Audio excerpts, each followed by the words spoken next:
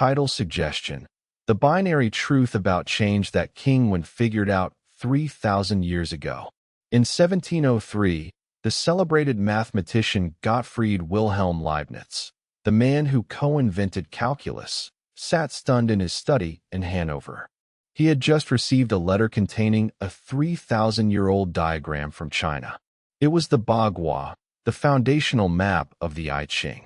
Leibniz realized, with a shock that would change the course of human history, that the ancient Chinese Book of Changes had already perfected the binary system, the ones and zeros that power the device you are holding right now. The Book of Changes is not a book of fortunes. It is the world's first operating system. It is a mathematical model of reality that proves your greatest failures were mathematically inevitable, and your next unlucky break is actually a predictable gear turned in a much larger machine. Most people believe change is something that happens to them. The I Ching teaches that change is a sequence of codes you can read. If you cannot read the code, you are a victim of the cycle. If you can, you are the architect of it. Today, we decode the binary wisdom of the sage. To understand the weight of this system, we must travel back to 1050 BC. King Wen, the founder of the Zhou dynasty, is not sitting on a throne. He is rotting in a dungeon in Yoli. He has been imprisoned by a tyrant, the last ruler of the Shang, who is looking for any excuse to execute him. Wen is surrounded by death. Every day could be his last. In that silence, in that narrow cell, he didn't pray for a miracle. He looked at the floor and began to arrange stalks of yarrow. He was mapping the universe. He realized that the chaos of the world, the rise and fall of kings, the drying of rivers, the shifting of loyalties, followed a pulse. A binary pulse, yin and yang, light and dark, 0 and 1. He organized these pulses into 64 hexagrams, 64 snapshots of every possible human situation. Think about your life right now. You feel the weight of a decision. You feel the pressure of a market that is shifting faster than you can learn. You feel the abysmal, the sense that you are falling. You are not falling into a void. You are moving through hexagram 29. You think you are at a dead end? King Wen would tell you that you are merely in the return of hexagram 24. Did you know that the 64 hexagrams of the I Ching perfectly mirror the 64 codons of the human DNA sequence? The ancient world figured out the structure of life and the structure of computers before they had even mastered iron. This is not mysticism. This is the mechanics of existence. Let us look at the first movement of the code. Hexagram 1. Chen. The creative. The text says, Hidden Dragon. Do not act. In our modern world, we are obsessed with hustle. We are told that if we aren't moving, we are losing. If we aren't launching, we are failing. But the I Ching begins with a warning. Just because you have the power of a dragon does not mean it is the time to fly. Hidden Dragon refers to the energy that is present but not yet manifested. Consider the story of Steve Jobs between 1985 and 1996. He was ousted from Apple. He had the genius. He had the vision. But the weather of the industry wasn't ready for him. He was the hidden dragon. He didn't try to force Apple to take him back immediately. He went next. He went to Pixar. He waited for the cycle to turn. When he finally returned in 97, he didn't just act. He transformed the world. The actionable principle is this. Power without the right timing is merely a recipe for exhaustion. If the cycle is not in your favor, any action you take, no matter how brilliant, will be swallowed by the environment. Now, we move to the opposite state.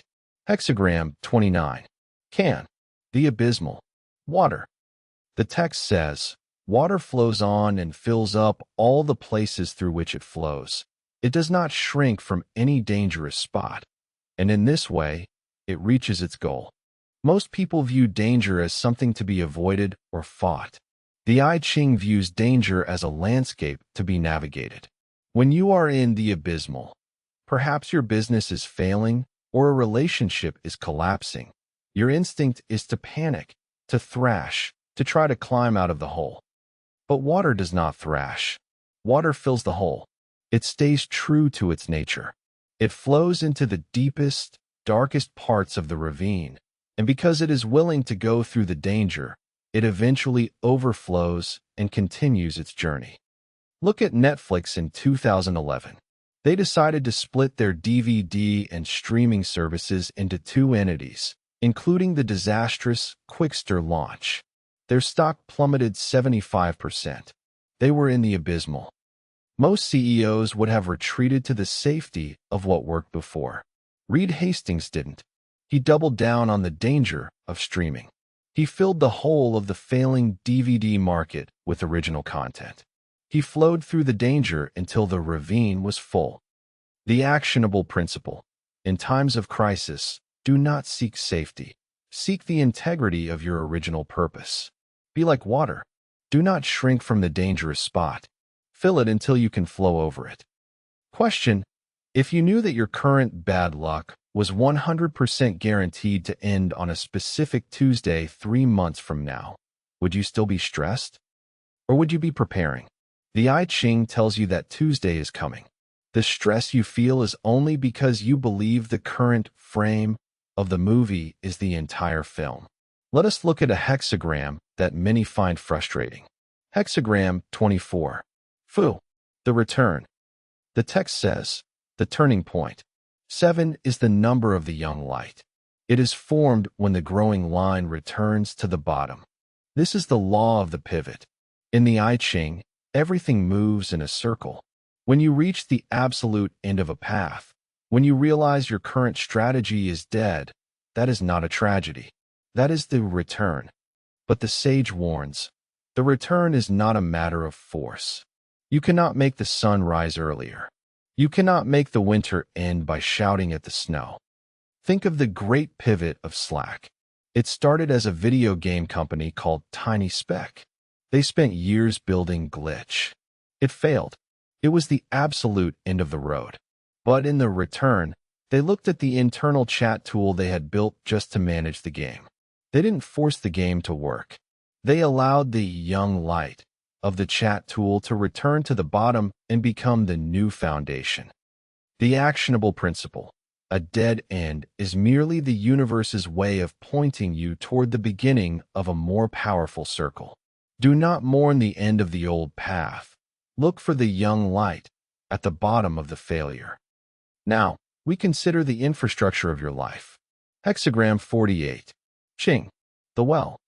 The text says, the town may be changed, but the well cannot be changed. It neither decreases nor increases. They come and go and draw from the well. This is the most important teaching for leaders.